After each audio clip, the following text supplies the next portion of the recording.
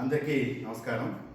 ఈరోజు ఉమ్మడి ఆంధ్రప్రదేశ్ నుండి విభజన ఆంధ్రప్రదేశ్ తర్వాత ఆంధ్రప్రదేశ్లో 13 జిల్లాలు ఉండేవి. ఈ 13 జిల్లాలని 26 జిల్లాలు చేశారు. 26 జిల్లాల తర్వాత కూటమి ప్రభుత్వం వచ్చిన తర్వాత 5 జిల్లాలు అనౌన్స్మెంట్ చేశారు.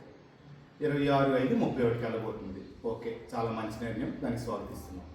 ఇప్పుడు ఈ 13 జిల్లాల్లో ఈ 13 నుంచి 26, 26 నుంచి 31 చేసే భాగంలో మా పలాస జిల్లాను తప్పించడం వల్ల ఈ ప్రాంతీయులకి అందరికీ అన్యాయం గురైందని మేము భావిస్తున్నాం. ఎందుకంటే ఈరోజు 13 జిల్లాలలో శ్రీకాకుళం జిల్లా తప్పిస్తే 29 జిల్లాల్లో 12 జిల్లాలని, పాత 12 జిల్లాలని 28 జిల్లాలు చేశారు. ఇప్పుడు కేంద్ర ప్రభుత్వం నుంచి ఒక 6 నెలలకి ఒక 2,000 కోట్ల రూపాయలు సుమారు మనకి అభివృద్ధి పరంగా వస్తే ఈ 29 జిల్లాలకి సమానంగా పంచబడుతుంది. అంటే మీరు 12 జిల్లాలని 28 జిల్లాలు చేసినప్పుడు పాత ఒక జిల్లాని 2.5 జిల్లాలు చేశారు సుమారుగా. అంటే దాని అర్థం ఏమవుతుంది? మా సోదర సమానులు ఆంధ్రప్రదేశ్లో అందరం కలిసిమెలిసి ఉన్నాం, మీ జిల్లాలన్నీ డెవలప్మెంట్ కావాలని, మీరు పైకి రావాలని కోరుకుంటున్నాం. దాంట్లో నో డీవియేషన్.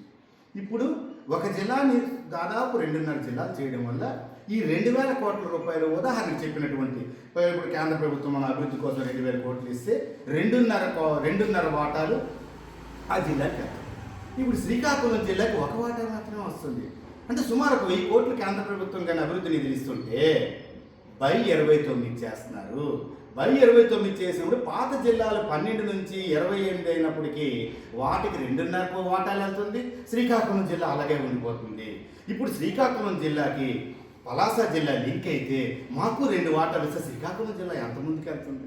వెనుకబడినటువంటి ప్రాంతం, వెనుకబడిన జిల్లా, ఈ జిల్లాని ఎంత ముందుకు వెళ్ళడానికి అవకాశం ఉంటుంది? అలాగే మీరు ప్రకటించినటువంటి పలాస, టెక్కలి, పాతపట్నం, ఇచ్చాపురం, ఈ 4 నియోజకవర్గాలకి చేసినటువంటి ఒక జిల్లా కేంద్రంగా ప్రకటిస్తాను మీరే చెప్పారు. ఇది ప్రకటిస్తే మా వాటా మాకు వస్తుంది.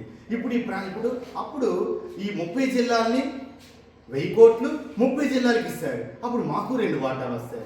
కాబట్టి ప్రభుత్వం, పెద్దలు, అన్ని రాజకీయ పార్టీ నాయకులు, ప్రజలు, విఘ్నులు, మీరు అందరూ ఆలోచించండి. ప్రజలారా, టెక్కలి, పాతపట్నం, ఇచ్చాపురం, పలాస ప్రజలారా అందరం ఏకం అవుతాం. ఇది ఒక మంచి సబ్జెక్ట్, మంచి విషయం, భావి తరాల కోసం చేస్తున్న విషయం ఇది. ఇదేదో స్వార్థపూరిత కోసం, రాజకీయాల కోసం చేస్తున్న అంశం కాదు. ఇది మన భావి తరాల కోసం చేస్తున్నది. ఒక జిల్లా కేంద్రం అయితే మనకి ఇప్పుడు కేంద్ర ప్రభుత్వం వస్తున్న నిధుల్లో మనకి షేర్ పెరుగుతుంది. ఇది అబద్ధమా? నేను చెప్పింది ఏమైనా కల్పితమా అనేది మీరు గమనించండి.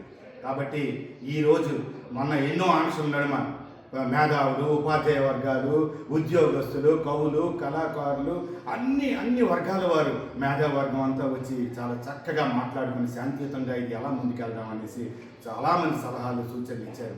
ఆ సూచనలు, సలహాల మేరకు ఈరోజు సాయంత్రం 4 గంటలకు ఎస్ఎఫ్ఎస్ స్కూల్ ఆవరణలో గాలిమేడ ప్రాంగణంలో 4 గంటలకి జాయింట్ యాక్షన్ కమిటీ ఫామ్ చేయదలుచుకున్నాం.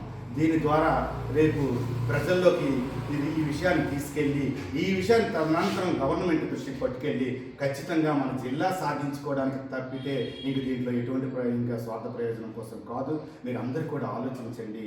దయచేసి ఈ కార్యక్రమానికి ఇంట్రెస్ట్ ఉన్న అందరూ కూడా సాయంకాలం 4 గంటలకి పలాస పట్టణంలో ఎస్ఎఫ్ఎస్ కాన్వెంట్ దగ్గర గాలిమేడ ప్రాంగణంలో జాయింట్ యాక్షన్ కమిటీ ఫామ్ చేస్తున్నాం. దానికి మీరు అందరూ భాగస్వాములై అందరూ రావాలని, శాంతియుతంగా ఒక కమిటీ ఫామ్ చేసుకుంటున్నామని తెలియపరచుకుంటున్నాను. అందరికీ నమస్కారం.